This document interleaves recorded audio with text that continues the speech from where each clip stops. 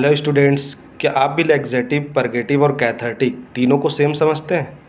अभी मैं बच्चों का वाइवा ले रहा था और मैंने डिफरेंस पूछा तीनों में, तो बच्चे बोल रहे सर तीनों सेम तो है, अंतर क्या है? तो यही डिफरेंस आज मैं आप लोग को क्लियर करने वाला हूँ विद सूटेबल एग्जांपल।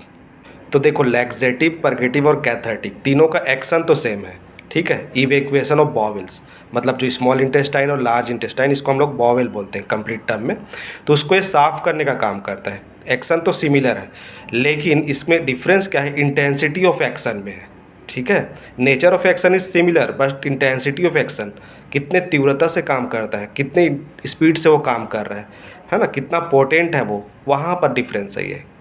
अगर मैं बात करूं लैक्सेटिव का, तो ये बहुत माइल्डर एक्शन शो करता है, ठीक है। स्टूल को सॉफ्ट करने का बस काम करता है ये, और ताकि वो इजली इवैक्यूएट हो जाए, इजली पास हो जाए, बॉवेल मूवमेंट को थोड़ा बढ़ाता है ना।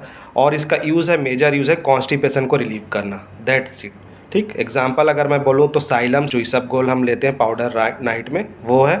इसका दूसरा नाम स्टूल सॉफ्टनर या एपीरेंट भी बोलते हैं इसको हम लोग। अगर मैं बात करूँ यहाँ परगेटिव का, तो ये स्ट्रॉन्गर एक्शन शो करता है, ठीक है। अगर मेरे को बॉवेल को कंप्लीट क्लियर करना है, बिफोर सर्जरी हमको ये अप्लाई करना पड़ता है ना, कभी कभी बॉवेल को कंप्लीट क्लियर करना है, तब जाके हम लोग परगेटिव देंगे। या फिर बहुत ज़्यादा क्रॉनिक कॉन्स्टिपेशन है, उस केस में भी हम लोग परगेटिव चलाते हैं, ठीक है, ताकि इंटायर बॉवेल को क्लियर कर सके।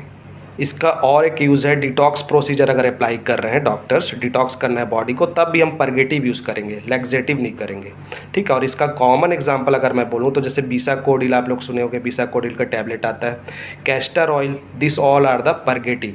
हम बात कर लेते हैं कैथार्टिक का। तो कैथार्टिक बहुत ही स्ट्रॉन्गेस्ट एक्शन शो करता है, और इसके साथ साथ ये क्विक एक्शन शो करता है, जल्दी शो करता है। अगर मैं लैक्सेटिव को माइल्डर एक्शन बोलूँ, परगेटिव को स्ट्रॉन्ग बोलूँ, तो कैथार्टिक होगा स्ट्रॉन्गेस्ट, ठीक है। अगर इसका स्पेसिफिक यूज़ मैं बोलूँ तो पॉइजनिंग के केस में, ठीक है, अगर पॉइजनिंग हो रखा है, किसी ने ओरल पॉइजनिंग ले लिया है और वो इंटेस्टाइन से एब्जॉर्ब होने से पहले हमको फ्लश आउट करना है बॉडी से, तो हम कैथार्टिक देंगे, ना कि लैक्सेटिव और परगेटिव। क्या करेगा ये? तुरंत एक्शन शो करने लगेगा और कंप्लीट उसको, मतलब जो वाटर कंटेंट भी है हमारे इंटेस्टाइन पे, उसको भी ये इवैक्यूएट कर सकता है। तो इस पर जो स्टूल एक्सक्रीट आउट होता है वो जनरली लिक्विड के फॉर्म में या सेमी सॉलिड के फॉर्म में होता है, ठीक है। ऐसे लैक्सेटिव के केस में नहीं होता था, लैक्सेटिव स्टूल को सॉफ्ट बस करता था, बट यहाँ पर कैथार्टिक जो है वो पूरा वाटरी फ्लूइड एक्सक्रीट आउट करेगा। और कैथार्टिक को हम सिर्फ इमरजेंसी केस में यूज़ करते हैं, ठीक है, नॉर्मली किसी पेशेंट को ऐसे नहीं देते। कुछ ड्रग लोअर डोज में लैक्सेटिव के जैसा एक्ट करता है और हायर डोज में वो परगेटिव के जैसा भी करता है, ठीक है। So this is all about today's video. I hope आप लोग को इंटरेस्टिंग लगा होगा, कुछ सीखे होंगे।